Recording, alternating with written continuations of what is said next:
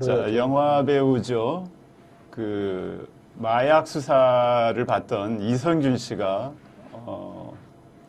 좀 그 자살을 한 걸로 추정이 된 그러니까 사체로 발견이 된 거죠. 우선 뭐 하여간 이 자리를 빌려서 우리가 조의를 표해야 될 것 같습니다. 진짜 애도를 표합니다.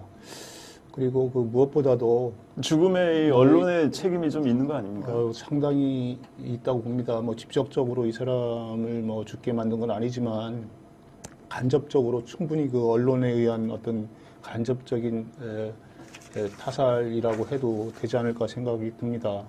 특히 그 수사 당국의 어떤 뭐랄까요? 성과를 보여주기식 수사와 언론의 그 클릭 수 내지는 이 관심 끌기 이 어떤 마구잡이 보도가 이런 어떤 불행한 희생양이 된 거죠. 배경이 됐다고 보고요.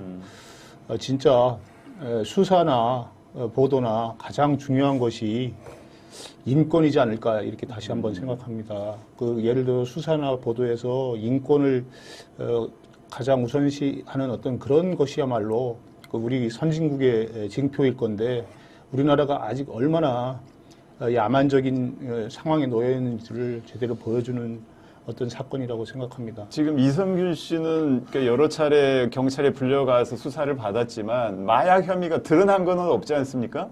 마약 수사에서 중요한 거는 공급책을 잡는 거거든요. 네. 유통을 잡아야 된다고. 그래서 은밀히 수사해서 일망타진해야 되는 건데 이렇게 뭐 투약 혐의가 있다 그래서 몇 번씩이나 무슨 망신주기식으로 공개적으로 소환하고 이러지 않아요. 그럼 중간에 있어서 다 도망가잖아요.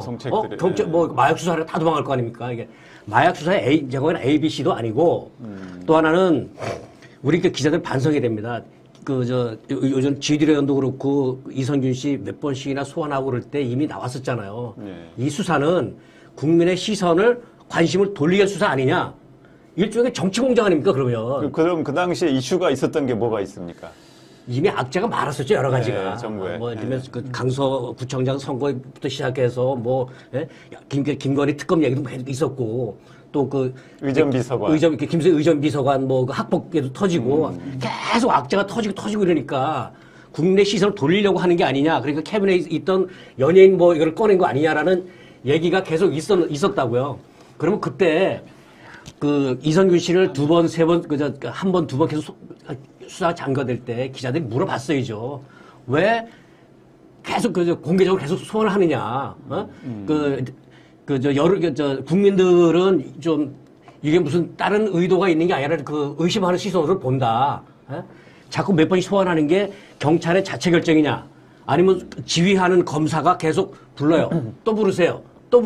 공개적으로 부르세요. 혹시 이러느냐. 라고 물어봐야 되는 거죠. 예? 지금 그리고 거짓말 탐지기를 쓰자고 요구를 했다는 거 아닙니까? 자기는 억울하니까 그랬겠죠. 네, 그러니까 뭔가 억울한데 계속 몇 번씩이나 오라고 하고 기자들이 쫙 버티고 있다가 우리 기자들도 내용을 따지보다는 이렇게 또 이성균 나오면은 클릭수 올리기 좋잖아요. 네? 그렇죠. 아이고, 지금 이게요, 보니까 외신에서도 아주 대서특필이 된 것 같아요. 기생충은 영화 워낙 유명한 영화니까요. AP 뉴스에 거의 오스카 상을 받은 어떤 배우가 사체로 발견됐다. 숨진 채 발견됐다. 네. 이런 어떤 걸 헤드라인이 그렇게 뽑혀졌다고 하는데 이런 것만 봐도 이 국내뿐만 아니라 국제적인 망신입니다. 그러니까 뭐냐면은 한국의 어떤 수사기관이 얼마나 가혹하게 아니면 그 사람을 죽음으로 몰아갈 정도로 이렇게 수사를 했으니까 이런 일이 벌어졌겠느냐. 또 이것을 갖다가 매일 말이야 불러올 때 공개적으로 부르고 공개적으로 부를 때마다 또 기자들이 마이크 들이대고 똑같은 질문 반복하고 이런 어떤 후진적인 어떤 보도 이런 것들이 결국은 그러니까 마약 수사를 이렇게 소리 소문 없이 하는 마약 수사인데 왜 이렇게 떠들썩하게 하느냐고요. 그리고 무슨 인디언 기후제도 아니고 불러서 보니까 안 나와서 또 부르고 그럼 몸을 짜고 해서 마약이 나올 때까지 계속 부를 건가요? 그러니까 수사도 그렇고 이 사건과 진짜 꼭 대비되는 게 그거 아닙니까? 이정석 차장검사. 그럼 부인이 바로 현장을 증거도 있고 사진도 찍고 천암대기. 그런 신고를 했는데 그거는 흐시부시하고 안 했잖아요. 안 그거야말로 했잖아요. 제대로 수사했으면 공급책을 다 잡을 수 있는 일만 타진할 수 있는 건데. 그러고 명확한 증거까지 증거도 있는데. 다 갖다 줬는데 그건 수사 안 하고 이거는 증거도 그 명확한 증거도 확보하지 못한 상태에서 진술만 공개적으로 가지고 한 거죠. 네. 그러니까 이제 국민들이 자꾸 불신하게 되는 게 이정섭 차장검사 사건 같으면은 이 정권에 불리하니까 자꾸 쉬쉬하고 덮고요. 안 하려고. 지금 이선균 씨 사건 같은 거는 증거가 나오지도 않는데도 불구하고 계속 키우려고 그러잖아요. 관심 돌리게 하려고. 네. 아니, 거기다가 그 한동훈 장관, 법무장관 되면서 자기가 내섰던 것 중에 하나가 마약과의 전쟁이거든요. 근데 마약과의 전쟁을 선포하면서 그 이유가 뭐냐면 문재인 정부 시기에 마약 단속이 느슨해져서 마약이 많이 늘었다. 마약 청정국 지위가 흔들리고 있다. 근데 왜 단속이 느슨했느냐? 문재인 정부가 검경 수사권 조정을 하면서 그 검찰의 손발을 짜놨다 이거예요. 네? 결국 그러니까 검경 수사권 조정하면서 수사권 뺏겼다는 개인적인 앙심 아니에요 이거? 이태원 그러니까 네. 그때 그러니까 이태원 참사했을 때도 네. 그 마약 한다고 해서 그렇죠. 다 연결되잖아요. 네. 이태원 참사 때도 마약 수사에 중점을 둔다고 경비 인력을 충분히 배치 안 한 것이 이태원 참사로 연결됐고요. 또 이번에도 보면은 그 이선균 씨가 소환도 안 된 상태에서 그 내사를 착수한다는 기사가 보니까 김승희 그 대통령실 의전 비서관 학폭 문제가 그 오전에 그 터졌을 때더라고요. 네. 그렇다 보면은 이게 뭐 우연의 일치인지 아니면 그 아주 의도적인 어떤 그 작전인지는 모르겠으나 결국은 저런 사건으로 중요한 어떤 사회적 이슈를 가리는 뭐 이제까지 그런 경우가 상당히 많았죠. 만약에 그 상당히 국민 다수가 이걸 의심하고 있어요. 그러니까 국민도 의심하고 있고 또 기사들도 보면은 칼럼이나 여러 가지 기사를 통해서 벌써 중앙일보도 중앙일보 그 논설위원 칼럼을 그 당시에 보면은 이거 김승희 학폭 문제가 이거 시선 돌리려고 하는 거 나오면서 아니냐? 쫙 가라앉았다 이런 얘기를 쓰고 있단 말이에요. 방금 이제 원픽 뉴스에도 이제 관련 보도가 그래서 나왔습니다. 내가 보면은 이게 이런 수사들은 정말 그 엄밀하고 은밀하고 엄밀하고 과학적으로 이렇게 해서 해야지 그 뿌리를 뽑을 수 있는 어떤 수사인데 저게 이제 원픽 뉴스에 보도된 거죠. 김승희 비서관 자녀 학폭 덮기 위해 이선균 마약 폭로 여론 조작 음모론에 모두 경하겠다. 이게 이제 원픽 뉴스라는 곳에서 일찌감치 보도한 건데 이제 저대로 된 게 아니냐 이제 이런 이제 의혹이 나오고 있습니다. 그러니까 우리가 합리적 의심이라고 하는데 많은 국민들이 의심하는 게 이 이선균 마약 수사가 국민의 시선을 돌리게 한 거 아니냐. 일종의 정치적 수사 아니라는 의심을 하고 있는 거고요. 그런 수사에 우리 언론이 이를테면 클릭수 올리는 수단으로 그 1위 때 사냥꾼 그런 보도를 함으로써 한 사람을 궁지로 몰고 해서 결국은 사람 죽게 만들었고 자살이지만 사실상 타살이고 그렇다면 그러면 우리 언론도 우리 기자들도 예, 저기 댓글창에 지금 잠깐 나왔어요. 우리 팬클에서 사람 죽은 거 아니냐? 네? 우리도 공범 아니냐? 맞아요. 진짜 반성해야 됩니다. 이게 이번 사건이 저는 이렇게 됐으면 좋겠어요. 검찰과 경찰은 사람 죽이는 야만적인 수사 관행에서 탈피하고 언론도 이런 어떤 사람들 관심 끌기 아니면 자기네 클릭수 올려서 광고 따먹기 중심의 이런 어떤 보도 연예인 기사 아무거나 마구 그냥 훑어갖고 쓰는 어떤 이런 너절리즘에서 탈피하기에 어떤 계기가 됐으면 좋겠습니다. 그런데 그럼에도 불구하고 참 이게 바뀔까? 이런 생각이 들고요. 무엇보다도 아침에 그 뉴스를 보고 제가 그냥 허리가 탁 꺾이더라고요. 이야, 그 정도였습니다. 그러면 네. 아주 충격적이더라고. 다들 충격을 받은 그럼 것 이선균이라는 배우는 그래도 우리가 전 국민이 아는 배우 아닙니까? 그 기생충 영화를 보면서 그 양옥집 그 사장으로 그 연기하고 또 그러니까 이제 뭐 외신도 지금 이런 부분을 크게 쓰는 거 아니겠어요? 그래서 결과적으로 이런 것들이 뭐냐 그냥 근거도 없이 막 하다가 사람 잡은 이선균 씨 소환될 때 그 표정을 보면 처음에 소환됐을 때는 이거 어쩔 줄 몰라 하는 것 같아요. 당황 뭐 이런 것 같았는데 두 번째, 세 번째로 갈수록 얼굴이 어두워져요. 뭔가 절망스러운 뭐 이거 그래서 아니, 저 그런 생각 들었을 때니까 혹시 저 사람 저 혹시 어떤 뭐 극단 선택하는 거 아니야? 이런 걱정도 되곤 했었거든요. 그래요. 근데 이번 기회에 정말 우리 기자들 누군가는 이런 기사 썼으면 좋겠어요. 반성합니다. 우리 팬 끝에서 사람이 죽었습니다. 우리는 어떤 그 정치적 수사든 누구를 죽음으로 몰아간 협력자였습니다. 난 이런 반성 좀 했으면 좋겠어요. 근데 아까 얘기했지만 저도 경찰서 오래 출입했는데요.